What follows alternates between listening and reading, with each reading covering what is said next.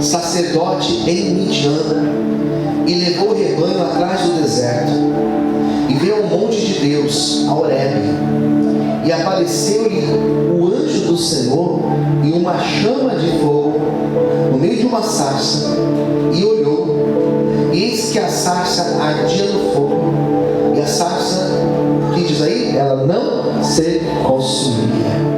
E Moisés disse: agora me virarei para lá e verei esta grande visão, porque a sarça se não queima.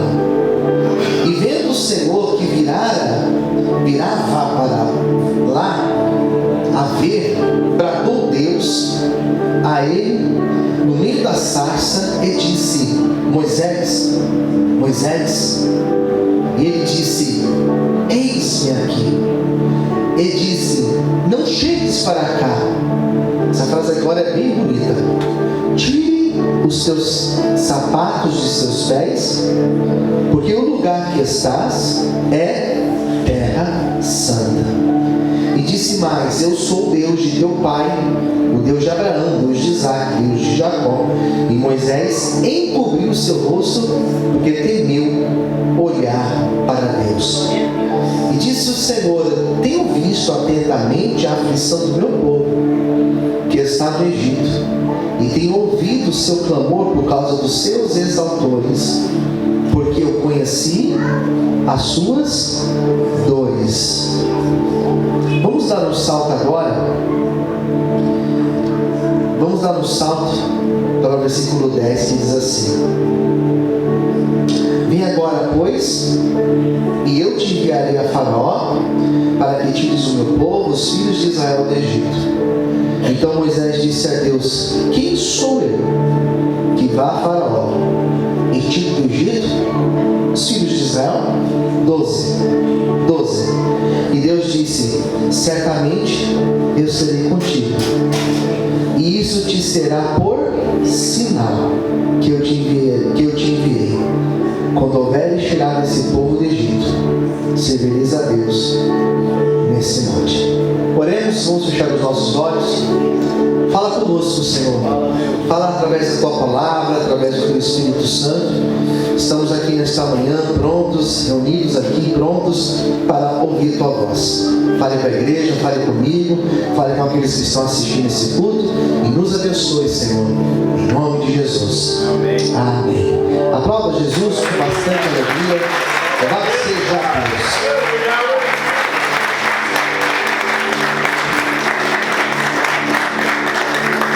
E esse mês de abril, falando sobre chamado, falando sobre propósito, eu me identifiquei tanto com esse tema, tanto, porque na minha vida, chamado e propósito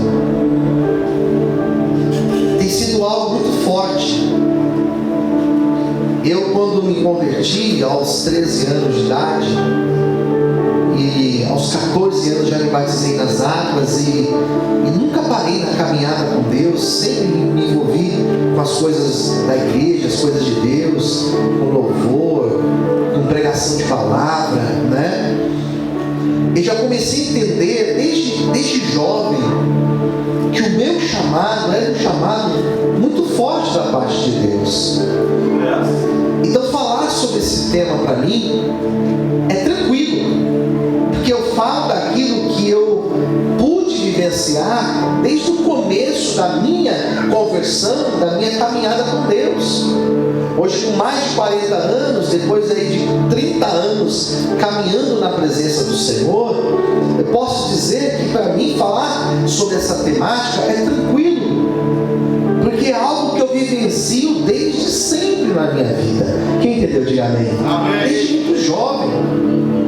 E eu, quando comecei a trazer as mensagens, e esse aqui é o último domingo que eu estou ministrando sobre essa temática, e quando eu comecei a trazer as mensagens desde o começo do nosso mês, e comecei a falar de tantos personagens, eu dei ênfase maior aos personagens do Novo Testamento, porque parece que falar desses personagens é falar de uma forma muito mais prática para nós, Mas eu olhei para a história de Moisés e eu falei, não tem como encerrar um mês, encerrar uma série de pregações falando de chamada, falando de propósito, e não trabalhar nem um dia sobre essa história aqui, que é a história de Moisés.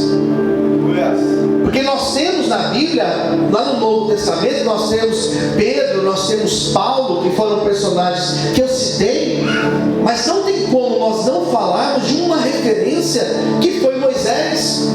E dentro do contexto, e dentro da história, dentro de toda a problemática envolvendo a história de Moisés, não tem como nós falarmos de chamado e não citar essa história, não citar essa obra de Deus através da vida de Moisés.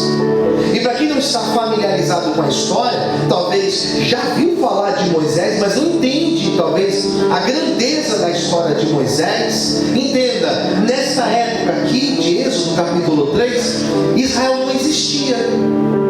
Não existia nação de Israel, não existia. O que existia era uma família escolhida por Deus para que através deles nascesse o Messias Salvador.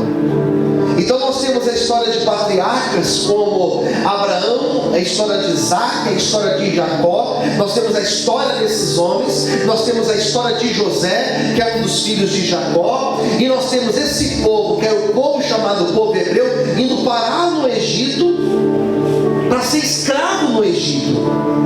E esse povo começa a sofrer no Egito. A família de Jacó, que é a família hebreu, eles começam a sofrer no Egito, e essa família, ela se torna um povo gigantesco, um povo de milhares de pessoas, mas milhares de pessoas escravizadas, milhares de pessoas que estavam no Egito debaixo do jugo de Faraó, milhares de pessoas que estavam no Egito construindo hoje aquelas pirâmides que até hoje são visitadas, aquelas cidades do Egito. Esse povo estava lá construindo tudo isso, até que o Senhor começou a ouvir o clamor desse povo. E a história de Êxodo, a partir do capítulo de número 1 de Êxodo, que é o segundo livro da Bíblia, vai dizer que esse povo já não aguentava mais. Eram 400 anos. A pessoa nascia escrava, morria escrava, vivia a vida inteira como escravo. A história vai falar que eles começaram a ser mais ainda oprimidos. E foi aí que eles se posicionaram. E eles começaram a orar ao Deus de Abraão, ao Deus de Isaac, ao Deus de Jacó. E eles começaram a orar falando assim: Senhor Deus, está difícil, nos alivia, Senhor, nos tira desse lugar. Sabe o que eu começo a perceber, queridos? Olhe para mim que eu vou te falar uma palavra de Deus. Sabe o que eu começo a perceber? Que quando a situação começa a ficar insuportável, quando o peso começa a ficar muito grande, quando nós começamos a ficar de maneira desconfortável, é aí que nós começamos a clamar e nos posicionar na presença de Deus. Quantas pessoas que enquanto ela consegue empurrar com a barriga, ela empurra com a barriga. Sabe aquela pessoa que tem uma dorzinha e ela vai lidando com aquela dorzinha, ela vai lidando com aquela dorzinha, ela vai lidando, e enquanto ela não consegue lidar, ela vai lidando, vai passando um negócio, vai tomando um remedinho aqui, vai colocando um esparadrapo, vai colocando uma faixa, e enquanto ela consegue empurrar, ela vai empurrando. Tem gente que é assim, e só vai buscar recurso médico quando a dor fica insuportável, quando a dor fica impossível de você conviver com ela. Aquele sofrimento começou a ficar insuportável, porque Faraó começou a ter uma ideia diabólica. Ele falou assim: esse povo hebreu está crescendo muito. Quando as mulheres forem ter filhos, quando as parteiras for fazer o parto delas, se for menina, tá, tudo bem. Se for menina, tudo bem. Mas se for menino, tem que morrer. Porque eles vão crescer, vão se tornar maiores do que nós. Então os meninos começaram a morrer. Quem está entendendo, diga amém. Então a mulher estava grávida, 9 meses nascia a criança. Se fosse menino, morria.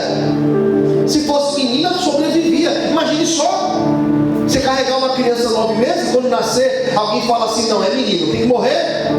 Então eles começaram a clamar, e no momento que eles começaram a clamar, Deus começou a ouvir o clamor daquele povo. Primeira palavra que eu quero liberar sobre a tua vida nessa manhã de domingo é que Deus, Ele está ouvindo a tua oração, amém? Ele está ouvindo o teu clamor, e Ele vai fazer algo em prol da tua vida, em prol da tua oração, em prol do teu clamor. Tem resposta de Deus para a tua vida nessa manhã, em nome de Jesus, aleluia! Louvado seja o nome de Deus. Vamos aplaudir o Senhor Jesus. Começar a orar. Quando eles começaram a orar, Deus começou a mover. Fala para a pessoa que está ao seu lado: Deus começou a mover na sua vida nessa manhã. Começou a mover na sua vida. Só mover. Deus começou a afastar as coisas. Deus começou a afastar para cá, afastar para lá. Posso dizer amém, queridos? Deus começou a limpar o negócio. Daí, Deus falou: eu vou levantar alguém. E Deus escolhe Moisés. E a escolha de Moisés, o chamado de Moisés, foi lá no ventre da sua mãe. Eu acredito que Deus tem um chamado nas nossas vidas desde o ventre da nossa mãe. Você crê nisso? Quem crê, diga amém. Não foi eu que escolhi, foi Deus que me escolheu. Não foi você que escolheu, foi Deus que escolheu você. Então Moisés nasce numa época que os meninos morriam. Ele nasce, só que ele não foi morto.